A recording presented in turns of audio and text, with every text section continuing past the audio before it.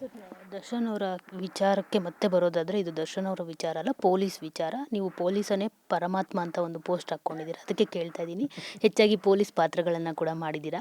So ಈ ಒಂದು investigation ಬಗ್ಗೆ ಹೇಳೋದಾದರೆ ಸರ್, ಅಂದರೆ ಪೊಲೀಸ್ ಅವರು ಸರಿಯಾಗಿ ಇನ್ವೆಸ್ಟಿಗೇಷನ್ ಮಾಡದೆ ಹೋಗಿದ್ದಿದ್ರೆ ಇವತ್ತು ನಟನಿಗೆ ಶಿಕ್ಷೆ ಆಗ್ತಿರ್ಲಿಲ್ಲ ಅಂತ ಅನಿಸುತ್ತೆ, ಯಾರಿಗೂ ಗೊತ್ತೂ ಆಗ್ತಿರ್ಲಿಲ್ಲ ಅಂತ ಅನಿಸುತ್ತೆ. ನೀವು ಆ ಪಾತ್ರಗಳನ್ನ ಮಾಡಿದಿರ ಜಾಸ್ತಿ ಅನ್ನೋ ಒಂದು ಕಾರಣಕ್ಕೆ ಕೇಳ್ತಾ ಇದ್ದೀನಿ. ಸೊ ನಿಮ್ಮ ವ್ಯೂ ಏನು ಸರ್? ಇಲ್ಲ, ನಿಜವಾಗ್ಲೂ ಶ್ಲಾಘಿಸಬೇಕಂತ ಕೆಲಸನೇ.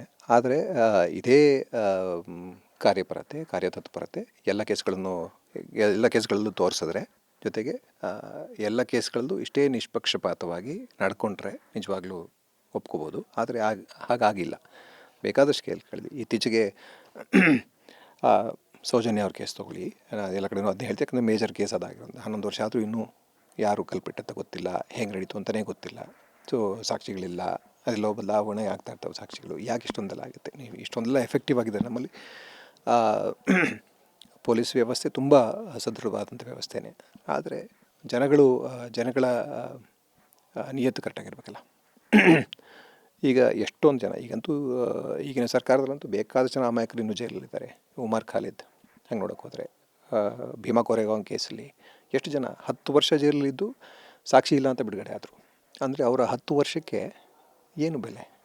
ಯಾರಿಗೆ ಶಿಕ್ಷೆ ಕೊಡಬೇಕು? ಆ 10 ವರ್ಷ ಒಬ್ಬ ಅಮಾಯಕನನ್ನು ಜೈಲಲ್ಲಿ ಇಟ್ಟಿದ್ದಾರೆ, ಸಾಕ್ಷಿ ಇಲ್ಲ ಅಂತ. 10 ವರ್ಷ ಅಮಾಯಕನ ಜೈಲಲ್ಲಿ ಇಟ್ಟರೆ ಅದಕ್ಕೆ ಯಾರು ಶಿಕ್ಷಾರ್ಹರು? ವ್ಯವಸ್ಥೆಗೆ ಶಿಕ್ಷೆ ಕೊಡಬೇಕಲ್ಲ. ವ್ಯವಸ್ಥೆಯಲ್ಲಿ ಯಾರಿಗೆ ಶಿಕ್ಷೆ ಕೊಡೋದು?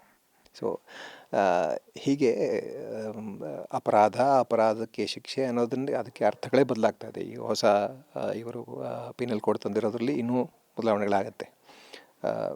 ನೋಡಬೇಕು, ಇನ್ನು ಲೈಫೆಲ್ಲ ಕಾದು ನೋಡಿದ್ರಷ್ಟೇ ಇದರ ದುಷ್ಪರಿಣಾಮಗಳೆಲ್ಲ ಗೊತ್ತಾಗೋದು.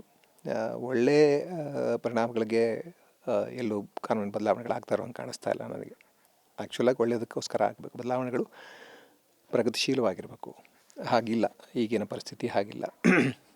ಅದೇ ನನಗೆ ನಿಜವಾಗ್ಲೂ ಇದರಲ್ಲಿ ತುಂಬ ಎಫೆಕ್ಟಿವ್ ಆಗಿ ಕೆಲಸ ಮಾಡಿದ್ದಾರೆ ಅಂತ ಅನಿಸ್ತಾ ಇದೆ. ಬಟ್ ಎಲ್ಲ ಕೇಸ್ಗಳದ್ದು ಹೀಗೆ ಎಫೆಕ್ಟಿವ್ ಆಗಿ ಕೆಲಸ ಮಾಡಿದ್ರೆ, ಬರೀ ಹೈ ಪ್ರೊಫೈಲ್ ಕೇಸ್ಗಳು, ಯಾವುದೋ ನ್ಯೂಸ್ ಮಾಡ್ತಾವೋ ಆ ಥರದ ಕೇಸ್ಗಳು, ಅಂಥವನ್ನೇ ಕಾನ್ಸಂಟ್ರೇಟ್ ಮಾಡಿದೆ, ಎಲ್ಲವನ್ನೂ ಕಾನ್ಸಂಟ್ರೇಟ್ ಮಾಡೋದು ಒಳ್ಳೆಯದು ಅನಿಸುತ್ತೆ. ಇತ್ತೀಚೆಗೆ ಸಿನಿಮಾದವರೇ ಅಲ್ಲ, ರಾಗಿಣಿ ಮತ್ತು ಸಂಜನಾ ಅವರ ಕೇಸು, ಇಬ್ಬರು ಅಕ್ವಿಟ್ ಆದರು. ಸೊ ಸಾಕ್ಷಿ ಇಲ್ಲದೆ ಅಕ್ವಿಟ್ ಆಗ್ತಾರೆ ಅಂದರೆ, ಇಷ್ಟು ದಿವಸ ಒಂದು ಪೊಲೀಸ್ ಟ್ರಯಲ್, ಒಂದು ಮೀಡಿಯಾ ಟ್ರಯಲ್, ಇದಕ್ಕೆಲ್ಲ ಪರಿಹಾರ ಏನು? ಅವ್ರಿಗೆ ಯಾರು ಪರಿಹಾರ ಕೊಡ್ತಾರೆ? ಅದನ್ನು ಕೊಡಿಸ್ಬೇಕನ್ಸುತ್ತೆ. ಕೋರ್ಟ್ಗಳು ಸಾಕ್ಷಿ ಇಲ್ಲ ಅಥವಾ ಅಕ್ವಿಟ್ ಮಾಡ್ತಾ ಇದ್ದಾಗ ಇಷ್ಟು ದಿವಸ ಅವ್ರಿಗೆ ನಡೆದ ಹಿಂಸೆಗೆ, ದೈಹಿಕ ಮಾನಸಿಕ ಹಿಂಸೆಗೆ ಪರಿಹಾರನೂ ಯಾರು ಕೊಟ್ಟರೋ ಅವ್ರ ಕೈಲಿ ಕೊಡಿಸ್ಬೇಕು, ಅಥವಾ ಸರ್ಕಾರಗಳಿಗೆ ಕೊಡಬೇಕು ಅನಿಸುತ್ತೆ. ಯಾಕಂದರೆ ಇವುಗಳು ತಾನೇ ಫೇಲ್ ಆಗಿರೋದು.